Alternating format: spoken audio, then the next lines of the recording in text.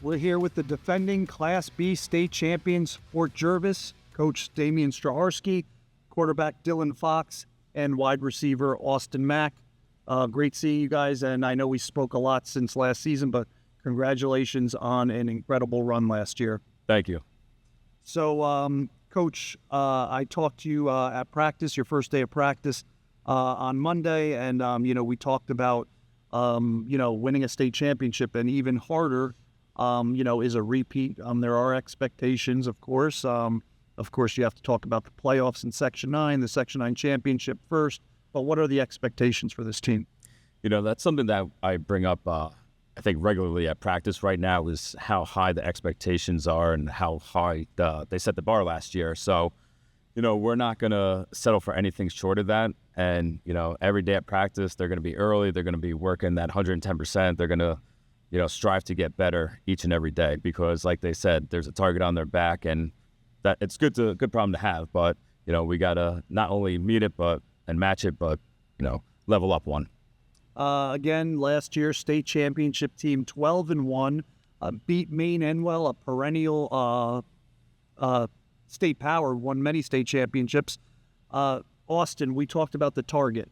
That works two ways. The teams might be pumped up to try to take you out, but you guys probably use that as motivation, knowing you're going to get everyone's best shot. So just tell me about, your motivation, knowing, a lot of teams are going to be looking to take you out. Yes, sir. Honestly, it does motivate us to keep going. Yes, last year we did win, but this year we know it's going to be a lot harder. Every team is going to want to beat us like we beat them last year. So it does motivate us a lot, and we're just ready to go. And if you want to talk about Dylan, we had 2,000 yards passing, 37 touchdowns. I think it was about 5 interceptions, 1,000 yards rushing. If you look back at Section 9, we've had many tremendous quarterbacks, but that is probably one of the best years with a state championship in hand, one of the best seasons by a quarterback. Dylan, what do you look to build off of such a great season? Really just go out there, not do the same thing, but just kind of increase. Like, there's always things that I had to work on last year, and really just watching previous film, I want to get better and get better at those things that I didn't do correctly. We talked about Dylan for you, Coach. I think the stats, the leadership, but one thing, that you would know for sure is I think he does a great job. We talked about the interceptions, holds on to the ball, runs the offense. How important is it for just, a guy to be that calm and really not make any mistakes, really? Yeah, I mean, that's huge. Turnovers, kill everyone in games, and, he doesn't do it very often. So, like you said, there's little things that we can all work on, but to have him come out there and just be that dual threat quarterback, when we have weapons, how it's receivers, we have good running backs, and he can run the ball himself.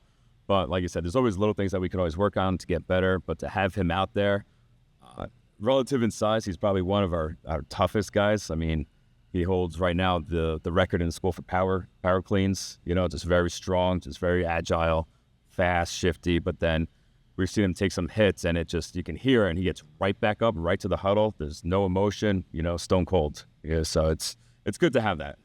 One thing we should touch upon too is with Coach Straharski is Coach Port Jervis with a proud tradition, long, many years. The program struggled. What he did in the last 5 years has probably been, I don't think I've seen anything like it. I don't say that lightly. 5 years. Coach, Dylan, why do you think the program has turned around under Coach? When Coach came in and started head coach for us, I wasn't on the team, obviously. I was too young, but I was part of the water boy program, and just you could see a difference from the year before to this year. He brought in a kind of standard with him. We refer to this during practice, like you have to uphold the standard, and he kind of brought it with him when he took over as head coach. The other thing too, obviously you have some talent returning, Austin. You did lose some key players. Why do you think this team will be able to thrive again? I think the guys that are stepping up in those positions that we lost, they know the standard, like we keep saying, and they're all ready to go, and they know what we have to do. Two-way linemen, I think, coming back. We talked about Benson Silius, Malik Lyons, Mason Witkowski back there, a great quote, playing linebacker. Am I correct? Correct.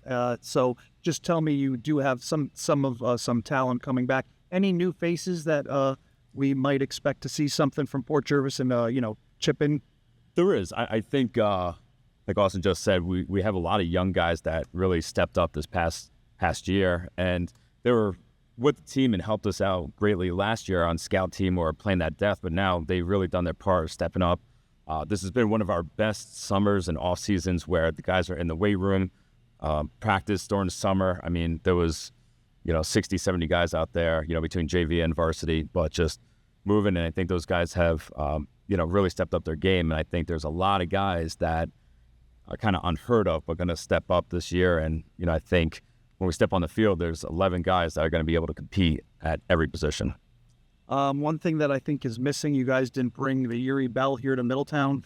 Obviously, I talked to Middletown. They were very respectful about the rivalry. Just like I said, one of the greatest rivalries in the country as far as years back, the energy. I asked Middletown about it. I want to ask you, Dylan. Just tell me, you won a state championship. You have big league games, but what does the Erie Bell game mean to you?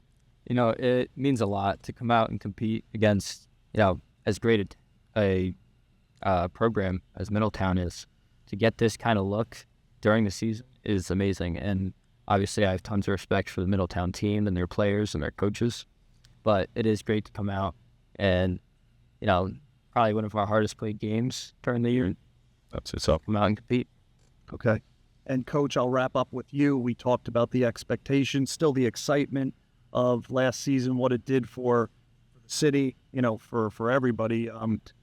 At the end of this year, when you look back at this season, what do you think this team will need to have done for you to say, we had another successful season?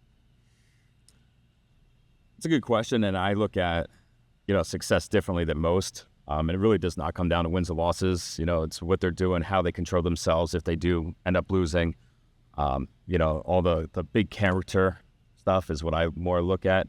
But I feel if we hold our own and we kind of just keep that standard that we've been instilled into them throughout the season, we'll see how far we can get. But it's hard to say right now. But I think success is, comes in many different varieties and directions.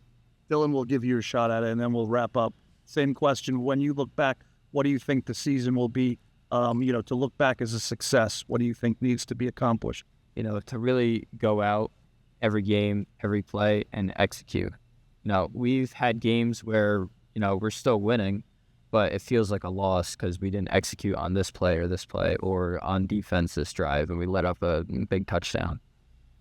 Okay, well, guys, like I said, great job last year. It was an awesome run, and it was great seeing you today. Great. Thank you, Jeff. Thank you. Yep. Thank you.